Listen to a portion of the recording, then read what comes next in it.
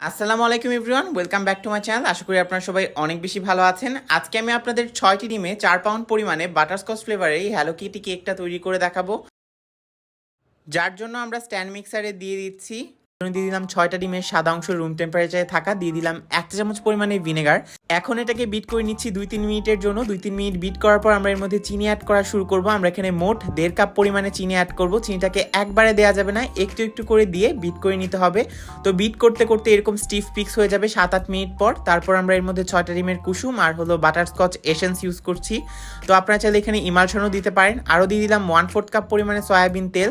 সব কিছু দিয়ে 10 সেকেন্ড এটাকে ভালো করে বিট করে এভাবে মিক্স করে নিব। এরকম একটা স্মুথ ব্যাটার তৈরি হয়ে যাবে। তারপর আমরা এখানে ময়দা দিব। আমরা এখানে ময়দা ইউজ করছি 1.5 কাপ পরিমাণে। তো ময়দাটাকে 3 বারে চেলে আলতো করে মিক্স করব।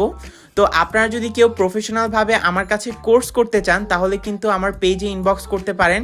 রমজান স্পেশাল অফার চলছে, মাত্র 1000 টাকায় আপনারা পেয়ে যাবেন সম্পূর্ণ কেকের প্রফেশনাল ক্লাস।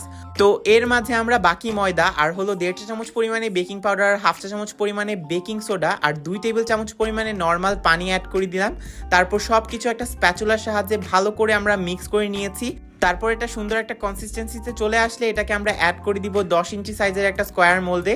এটাকে আজকে আমরা বেক করছি 160 ডিগ্রি সেলসিয়াস প্রিহিটেড ওভেনে 40 মিনিটের জন্য।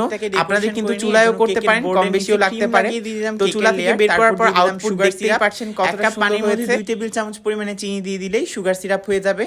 এখন অ্যাড করে দিচ্ছি বাটারস্কচ সস আর হলো যে আমরা বাদামের বারটা বানিয়েছিলাম আগে সেগুলো।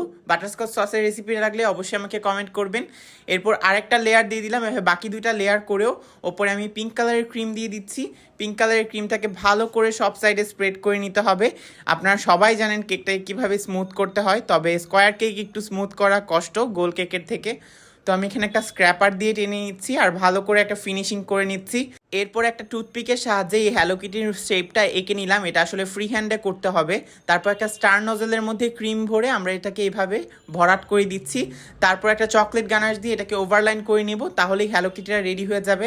এখন একটা গোলাপের নজলের সাহায্যে আমরা চারপাশে এরকম বিভিন্ন ফুল দিয়ে দিচ্ছি আর নিচে একটা ঘাসের নজলের সাহায্যে বর্ডার দিয়ে দিব আর একটু পার্পল ক্রিম দিয়ে হলো এরকম ডেকোরেশন দিয়ে দিব, তাহলেই হয়ে যাবে আমাদের এই হ্যালো কিটি বিড়াল কেক। তো আজকে আমি এখানেই বিদায় নিচ্ছি। ভিডিওটি ভালো লাগলে লাইক, কমেন্ট, শেয়ার করে পাশে থাকবেন।